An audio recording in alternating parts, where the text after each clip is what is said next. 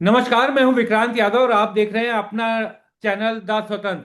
आप सभी दर्शकों से हम ये इंटरव्यू शुरू करें उससे पहले ये अनुरोध कि द स्वतंत्र को आपने जो प्यार दिया है, हमने एक नया चैनल भी शुरू किया है, द स्वतंत्र बाजार। उस पर हम आपको बाजार से जुड़ी हुई तमाम जानकारियां समय समय पर देते रहेंगे, तो आपसे अनुरोध है कि वो चैनल भी जरूर ज्वाइन कीजिए। इस समय हमारे साथ केडिया एडवाइजरीज के डायरेक्टर अजय केडिया सर जुड़े हैं और अक्सर हमारे चैनल पर आकर आप लोगों को नई जानकारियां, जियो पॉलिटिकल कारण और तमाम चीजें बताते थे जिसके कारण बाजार में हलचल होती है। आज बड़ा दिन था, बजट सामने आया। तो अजय सर, बजट सामने आया और जैसे ही बजट भाषण समाप्त हुआ, एकदम शेयर बाजार में हाहाकार मच गया और सोने चांदी का तो आप पूछिए मत। जो गुरुवार और शुक्रवार को झटका मिला था, उससे आगे बात पहुंच गई है। नमस्कार विकास जी। सबसे पहले तो आपको बहुत बहुत बधाई नई चैनल के लिए। और ये जरूरत भी है, जिस ढंग से हम ग्लोबल मार्केट में हम देख रहे हैं कि हलचल है, तो जी। एक डेडिकेटेड चैनल। क्योंकि अब मैं पर्टिकुलर कमोडिटी की बात नहीं कर रहा हूँ, मैं पूरे कैपिटल हाँ। मार्केट की बात कर रहा हूँ कि जितने भी निवेशक हैं उनको टाइम टू टाइम अगर चीजें इंफॉर्मेशन मिलती रहेगी तो वो एक बहुत ही है। तो उसके लिए बहुत बहुत बधाई आपको। और बिल्कुल आज काफी बड़ा दिन था, संडे का दिन था, महीने का पहला दिन है। और साथ में हम देख रहे हैं कि थर्सडे से ही ग्लोबल मार्केट में जो सेलिंग प्रेशर बन रहा है वो इन लाइन ऑफ एक्सपेक्टेशन। मैंने पिछली बार भी चैनल पे कहा भी था कि हाँ। देखिए मार्केट में तेजी है, फंडामेंटल बहुत मजबूत है। बट जिस तरीके से हमने एक पैराबोलिक जंप आते हुए देखा, चांदी 300% जो आज तक कभी नहीं बढ़ी है इतने शॉर्ट पीरियड में।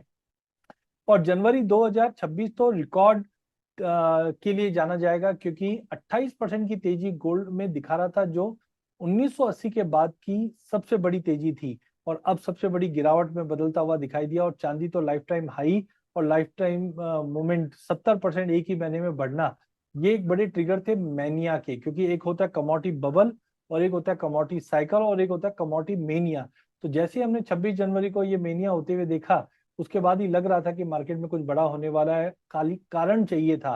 तो हमने देखा, एक, डॉलर इंडेक्स में रिकवरी आई 4 साल के लो से। दूसरा, फेड के नए जो चेयरमैन बने हैं, हालांकि डोनाल्ड ट्रम्प ने ही नॉमिनेट किया है, लेकिन वो जाने जाते हैं 2008 से 11 के बीच में इन्फ्लेशन को किल करने के लिए। और उसी के चलते हमने देखा, जैसे कहावत है ना, कौवा डाल पे बैठा और डाल टूट जाए। तो अभी तक सोने चांदी को कोई कारण नहीं मिल रहा था गिरने का। और जैसे ही हमने देखा छोटा मोटा कारण भी मिला, उसका रिएक्शन ज्यादा आता हुआ दिखाई दे। लेकिन मैं एक चीज बताता हूँ, अभी भी यूएस ईरान की लड़ाई या टेंशन चालू है। सेंट्रल बैंक अभी भी बाय में है। तो फैक्टर्स में कोई चेंजेस नहीं आया। एक मोस्ट अवेटेड एक करेक्शन था, वही आया है, जिसके चलते हमने ये बड़ा 36% का इरोजन डोमेस्टिक मार्केट में चांदी पे आते हुए देखा। बिल्कुल आपने सही बात की, लेकिन सर ये डर तो लग रहा है लोगों को, क्योंकि लोगों का ये सवाल है कि 15 साल में इतनी बड़ी गिरावट एक साथ नहीं देखी थी उन्होंने। और अब तो उन्हें लगातार आदत बन गई थी 90 डिग्रीज पर आगे बढ़ते हुए देखने की। आप लगातार इस पर कहते भी रहे थे कि चांदी में बड़े करेक्शंस आएंगे और उसके लिए तैयार रहना चाहिए लोगों को। लेकिन लोगों को आदत तो सर वो 90 डिग्रीज देखने की हो गई थी। बिल्कुल, जो आपने बोला कि 15, अगर हम 15 महीने में जो तेजी आई है, हाँ। तो वो भी इसी तरीके से आई थी। कि आज देखिए सोना चांदी हम जनरली देखते 20-22% अगर साल भर में बढ़ जाए तो बहुत बड़ी बात होती थी। तो ये समझ जाना चाहिए कि अगर 300% की तेजी आ रही है 15 महीनों में, तो डेफिनेटली उसका इम्पैक्ट भी वैसा ही रहेगा। तो टाइमिंग मुझे लगता है कि मार्केट के फंडामेंटल में कोई चेंजेस नहीं आया, बट जो फंडामेंटल ओवर स्ट्रेच हो चुके थे प्राइस को देखते हुए, वो अब वापस रिवैल्यू अपने आप को कर रहे हैं। तो आई थिंक थोड़ा बहुत और गिरावट रहेगा। खास करके सोमवार का दिन काफी इंपॉर्टेंट है, बिकॉज आज तो बजट के चक्कर में हमारे यहाँ पे स्पेशल सेशन था। हाँ। और आज की जो गिरावट थी वो शुक्रवार को हमारे मार्केट बंद होने के बाद भी इंटरनेशनल में जो गिरावट थी उसी का रिफ्लेक्शन है। लेकिन मंडे इंपॉर्टेंट इसलिए भी है, क्योंकि जब ईटीएफ की सेलिंग आएगी फिजिकल मार्केट में, उसका रिफ्लेक्शन भी आता हुआ दिखाई देगा। और मार्जिन कॉल आज चांदी में हम देखेंगे तो 70% मार्जिन हो गया है। तो मतलब अगर आपको बाय करना है तो 70% पैसा देना है, तो as good as physical market में लेने जैसा है। तो मुझे लगता है अगला 2-3 दिन जो रहेगा वो एक सेलिंग प्रेशर में ही रहेगा। मेरा मानना है कि थोड़ा और दबाव रहेगा, वो हम आगे डिस्कस करेंगे क्या लेवल आ सकते हैं। हाँ, एक चीज सर जिसकी तरफ आपने इशारा किया मंडे का, ये बड़ी महत्वपूर्ण बात मुझे इसलिए लग रही है क्योंकि कल रात को मैं किसी बुलियन ट्रेडर से बात कर रहा था दिल्ली के। उनका कूचा महाजनी में चांदी का बड़ा कारोबार है। तो वो भी मुझे ये कह रहे थे कि अभी बजट भले ही आए, बजट से ज्यादा चिंता अभी हमें अगले 2-3 दिनों की है। मंडे ट्यूसडे में किस तरीके से फिजिकल में क्या होता है, बोले उसके बाद ही स्थितियां साफ होगी। और जैसे फ्राइडे को जो रेट गिरा था उसके बाद भी सैटरडे को बाजार में जब आप फिजिकल लेने जा रहे थे तो एक अच्छा खासा प्रीमियम लिया जा रहा था बाजार में, जो 15-20 हजार का प्रीमियम था रेट गिरने के बावजूद। तो ये सब चीजें उनका कहना था कि अगले 2-3 वर्किंग डेज में ये सेटल होगी। देखिए वो इसीलिए क्योंकि देखो जो हम डेरिवेटिव मार्केट की बात करें तो ये मार्जिन सिस्टम्स पे चलता है। हाँ। तो इतनी बड़ी वॉलिटिलिटी किसी ने भी एक्सपेक्ट नहीं की थी, लेकिन ये नहीं था कि एक ही दिन में हम 30% की गिरावट देखें। तो जनरली होता क्या है, एक्सचेंज के जो नॉर्मल मार्जिन होते हैं वो 8 से 10% होते हैं। हाँ। जब एक्सचेंज को लगता है कि थोड़ा रिस्क है तो वो लॉन्ग पोजीशन और शॉर्ट पोजीशन पे और 4-5% बढ़ा देते। तो अगर मैं एग्जाम्पल है 10% पे 4% करूँ तब भी 14-15% होता है। फिर हाँ। एक्सट्रीम लॉस मार्जिन अगर बहुत ही ज्यादा कुछ वॉलिटिलिटी आ रही है तो उसमें भी 1-1.5% की हम मार्जिन बढ़ा देते। तो कुल मिलाकर हम बात करें तो 16-17% का मार्जिन नॉर्मल चलता था। हाँ। लेकिन शुक्रवार को जिस ढंग से हमने सर्किट पे सर्किट लगते हुए देखे, हाँ। अब होता क्या, एक्सचेंज का काम है उसको नोटिफाई करवाना कि हाँ। 6% मार्जिन बढ़ गया है। हाँ। लेकिन आप सोचिए ब्रोकर के लिए कितनी बड़ी विडंबना है कि उनके अगर सपोज 100 क्लाइंट भी है तो 100 क्लाइंट से वो मार्जिन कलेक्ट करना। और हाँ। क्लाइंट के लिए भी बहुत बड़ा दुविधा है कि शाम को 6-7-8-9 बजे अगर ऐसे मार्जिन कॉल आते हैं तो हम्म। उसको अरेंज करना बहुत डिफिकल्ट है। तो ऐसे टाइम पे एक मेहम जैसी सिचुएशन बन जाती है और कैस्केडिंग इम्पैक्ट पड़ता है कि मार्केट। अब मंडे इसलिए भी इंपॉर्टेंट है क्योंकि सैटरडे संडे बैंकिंग सिस्टम बंद है। हाँ। ऑफलाइन ठीक है, जो होता है ठीक है। लेकिन अब मंडे इसलिए इंपॉर्टेंट है क्योंकि जैसे इंडिया आज खुला और आज भी हमने देखा चांदी 9% और सोना 5% टूट गया। हाँ। अब इम्पोर्टेंट है, जापान खुलेगा, चाइना खुलेगा, मिडिल ईस्ट खुलेंगे, लंदन खुलेगा, यूएस खुलेगा। अब वो एक ही दिन की गिरावट पे रुकता नहीं है मार्केट। अब हाँ। सेकेंड डे की जब गिरावट आएगी वहां पे मार्जिन कॉल कैसे ट्रिगर होंगे और हाँ। फिर उसका इम्पैक्ट इंडियन मार्केट पे कैसे होएगा। तो अगला 2-3 दिन बहुत ही ज्यादा क्रुशियल है। बट इतने हायर मार्जिन पे चाहे लॉन्ग पोजीशन हो चाहे शॉर्ट पोजीशन हो, कोई भी पोजीशन देखिए, डेरिवेटिव मार्केट का बेनिफिट क्या होता है, लेवरेजिंग मार्केट होता है हाँ। कि आप 100 की जगह 20% या 15 पैसा पैसा दीजिए और पोजीशन बनाइए। लेकिन वही चीज 70% हो जाता है तो लिक्विडेशन हावी रहेगा। आज चांदी है, सर्किट लगा हुआ है सुबह से, तो यहाँ पे कोई ट्रेड तो पड़ ही नहीं रहा है। तो हाँ। जिनको पोजीशन काटनी भी वो काट नहीं पा रहे हैं। तो हम्म। अगला 2 दिन बहुत ही इंपॉर्टेंट होने वाले हैं विक्रांत जी। सर आपने चाइना और बाकी सब जगह की बात की। चाइना का हमने देखा कि पिछले कुछ दिनों में, अगर हम पिछले हफ्ते 10 दिन की भी बात करें, तो वहां पर जो बाकी जगह से रेट जो है 15-20% ऊपर ही चांदी का रेट था।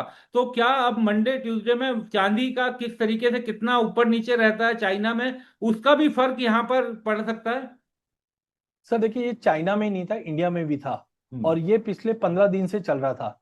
तो हमारी उम्मीद थी कि ये बजट के अंदर इस बार इंपोर्ट ड्यूटी में बढ़ोतरी आ सकती है। हाँ। बिकॉज आप कभी भी समझिए, जब आप इंटरनेशनल के मुकाबले डोमेस्टिक मार्केट प्रीमियम पे ट्रेड हो रहा है, उसके हाँ। दो कारण हो सकते हैं। या तो आपके पास मेटल नहीं है या हाँ। ड्यूटी में कुछ चेंजेस आने वाला है। तो हाँ। मेटल का हमें इसलिए नहीं लग रहा था क्योंकि फिजिकल मार्केट डिस्काउंट में चल रहा था।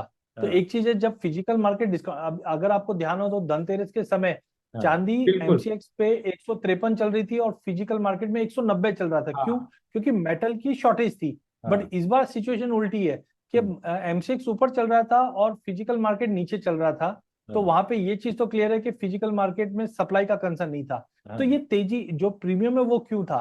तो हमारा एंटिसिपेट ये था कि कहीं ना कहीं बजट में कुछ बड़ा इंपोर्ट ड्यूटी में बढ़ोतरी आ सकती, जो 2 साल पहले कटौती की। हाँ। लेकिन इंडिया और चाइना दोनों ही प्रीमियम है। उसका एक कारण ये भी है कि वेस्ट वर्सेस ईस्ट है। अभी आपने देखा होगा डोनाल्ड ट्रम्प ने नाटो कंट्रीज के ऊपर भी टैरिफ लगाने की बात हाँ। की है, 15% से 25% तक।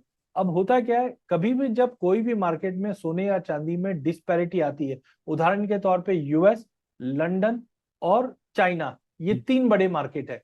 अब सपोज करो मेटल की कमी अगर चाइना में है तो तुरंत मार्केट से मतलब यूएस से माल जो है वो इधर शिफ्ट होता है और ये आर्बिट्रेज को बेनिफिट मिल जाता है। लेकिन अब यूएस के पास स्टॉक है हाँ। लेकिन यूएस से बाहर नहीं निकल पा रहा है, क्योंकि एक बार यूएस से अगर स्टॉक बाहर निकलेगा तो वापस जब यूएस में जाएगा उस पर टैरिफ लग जाएगा। जैसे हाँ। यूरोप है, लंदन है। अब लंदन से वापस माल अगर यूएस की तरफ जाएगा तो उन्होंने बता दिया कि मैं 15 से 25% का टैरिफ लगा दूंगा आप पे, तो वो चीज महंगी होनी, इसीलिए हमने देखा 8 से 10% का प्रीमियम इंडियन मार्केट पे भी था और चाइना मार्केट भी था। तो ये टैरिफ की वजह से ये हमने 15-20 दिनों में ये चेंजेस आते हुए देखा।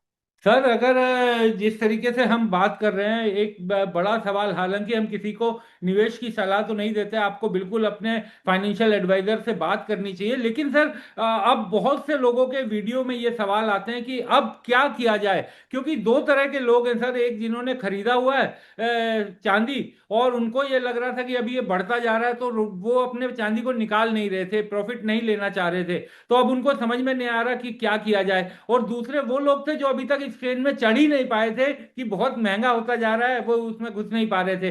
तो क्या इस समय लोगों को, नए निवेशकों को करना चाहिए, किस तरीके से, दोनों लोगों को आप बता पाएंगे कि क्या इस समय सही स्थिति है? एज ऑफ नाउ सबसे पहले आपको समझना, जब हम निवेश की बात करते हैं हाँ। तो ये सोशल प्लेटफॉर्म का वर्क नहीं है। आज इंस्टा पे, इन सब पे हमने देखा हाँ। कि बहुत सारे वीडियोस ऐसे है कि चांदी 5 लाख हो जाएगी, क्रिटिकल मेटल है, हम्म। सैमसंग वाली कहानी बहुत ज्यादा चलाई गई है।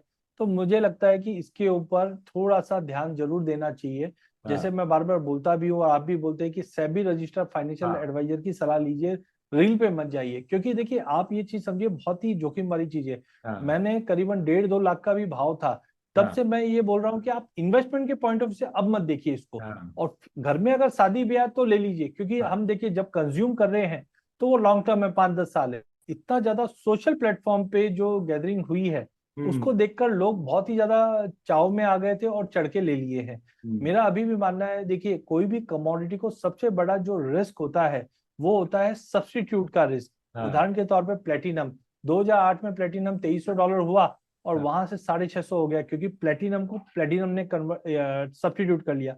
डायमंड की बात कर लीजिए, डायमंड का सब्स्टिट्यूट क्या था? हमने लैब ग्रोन डायमंड देखा और डायमंड 50% क्रैश कर गया।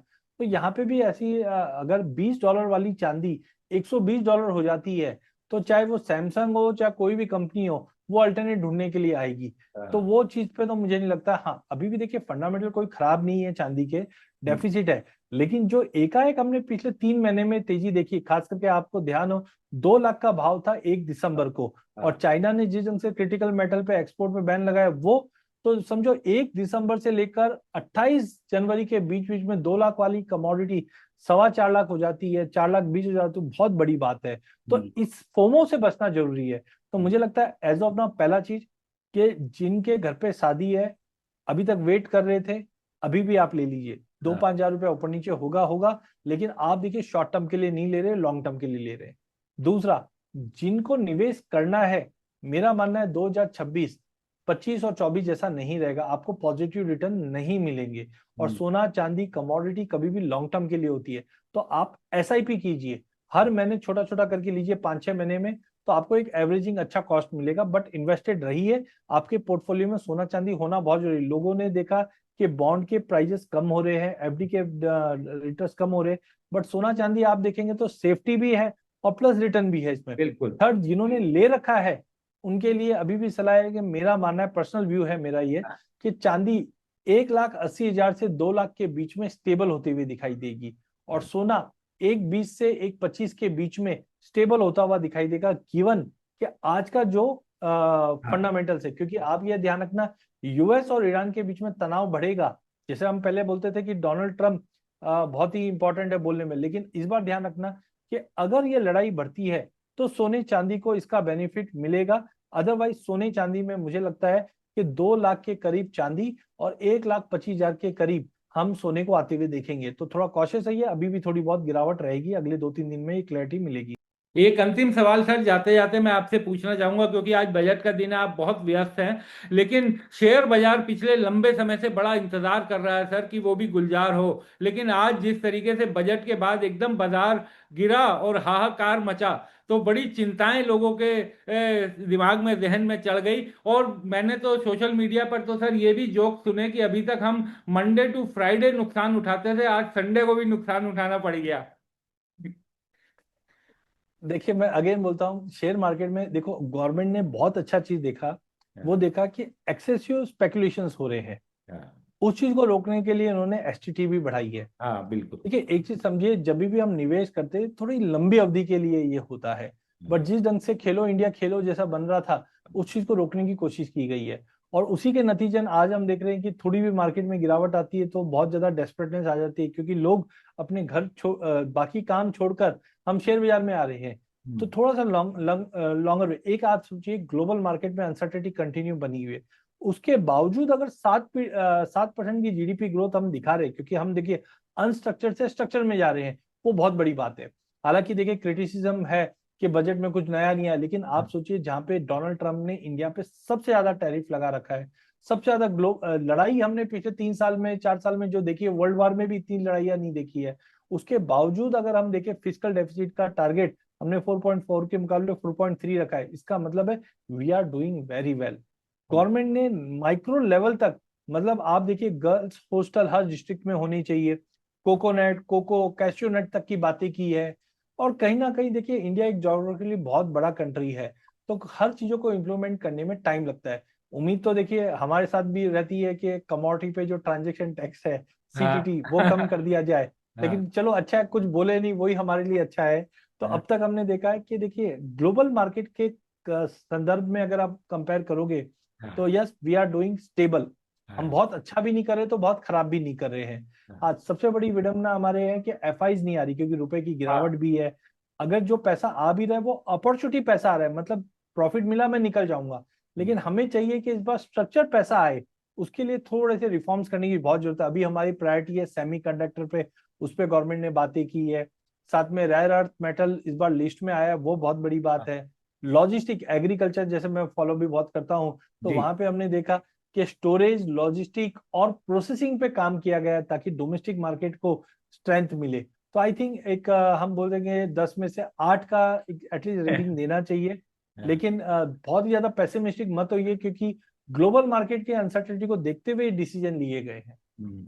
अजय सर, बहुत बहुत शुक्रिया आपका। आप आज बजट के दिन भी अपने व्यस्त टाइम में से आपने समय निकाला और हमारे साथ दास वतन के साथ जुड़े। बहुत बहुत शुक्रिया। और अंत में फिर दर्शकों से यही अनुरोध कि आप अपने पैसे का निवेश बहुत सोच समझ कर कीजिए, क्योंकि पैसा आपका है तो नफा और नुकसान भी आपको ही झेलना पड़ेगा। बहुत बहुत शुक्रिया। धन्यवाद।